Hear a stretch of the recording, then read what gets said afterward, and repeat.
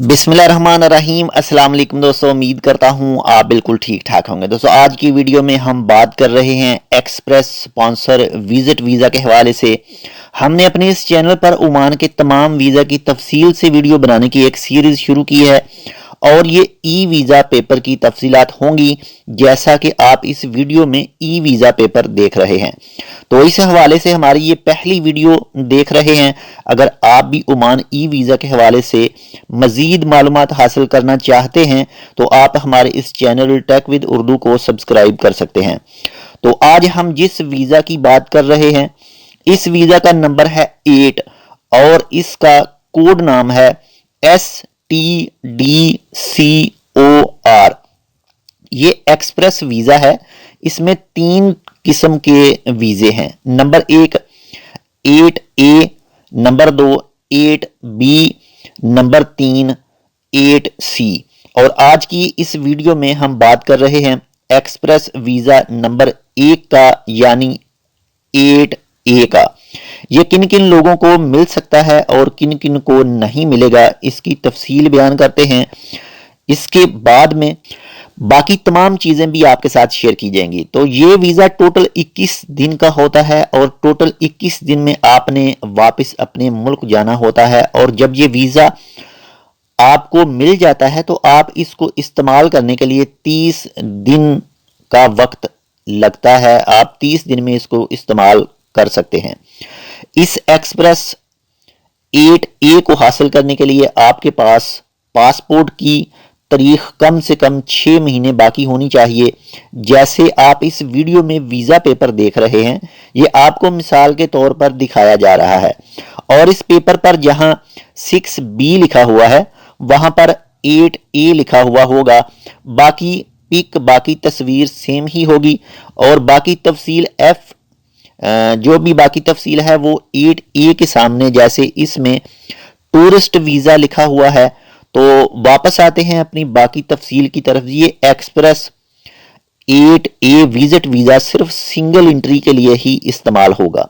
इसको हासिल करने के लिए जो पेपर चाहिए होते हैं वो नंबर 1 तो पासपोर्ट की फोटोकॉपी होती है जो भी शख्स ये वीज़ा चाहता है।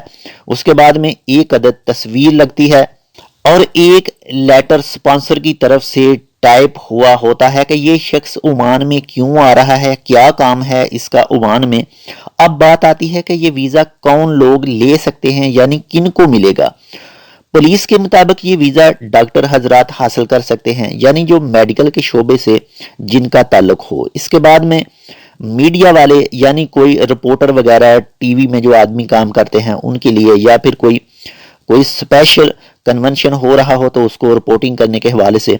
इसके बाद में कोई मजहबी स्कॉलर वगैरह यानी जिनका सिर्फ 5 से 10 दिन का काम वगैरह हो। वैसे ये वीज़ा तो 21 दिन का होता है। उस आदमी के पास वैलिड सपोर्टिंग कागजात होने चाहिए यानी वाकया ही ये आदमी इन तमाम शोबों में ही काम करता है जो बताए गए हैं। अब बात आती है इसकी फीस की। तो इसकी टोटल फीस 30 ओमानी रियाल है। हाँ जी, सिर्फ 30 ओमानी रियाल। और अगर जो आदमी ये वीज़ा हासिल करके ओमान में आ जाता है और वो आदमी 21 दिन में वापस नहीं जाता है तो उस आदमी को पर एक दिन के हिसाब से 10 ओमानी रियाल जुर्माना अदा करना पड़ेगा। तो इसलिए अगर आप ये वीज़ा हासिल करते हैं तो 21 दिन के अंदर अंदर अपने मुल्क में वापस चले जाएं अगर आप जुर्माने से बचना चाहते हैं। तो इसको हासिल करने के लिए मज़ीद क्लियर कर दूं कि जो भी कोई आदमी अच्छी पोस्ट वाला है वो भी ये वीज़ा हासिल कर सकता है, या कोई बिजनेसमैन या फिर कोई ऑफिसर वगैरह, और जिसके ज़रिए से ये वीज़ा हासिल करना है वो भी मंजूर शुदा स्पॉन्सर होना चाहिए।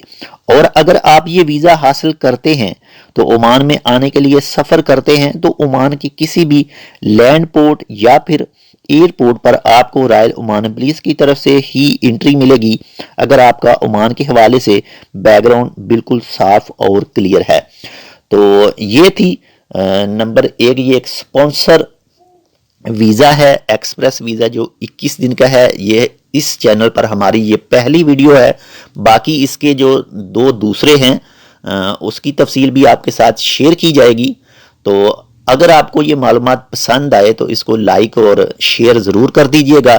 تو جاتے جاتے ایک بار پھر ریکویسٹ کہ اگر آپ نے ابھی تک ہمارے یہ channel take with Urdu subscribe نہیں کیا تو آپ اس کو سبسکرائب کر سکتے ہیں۔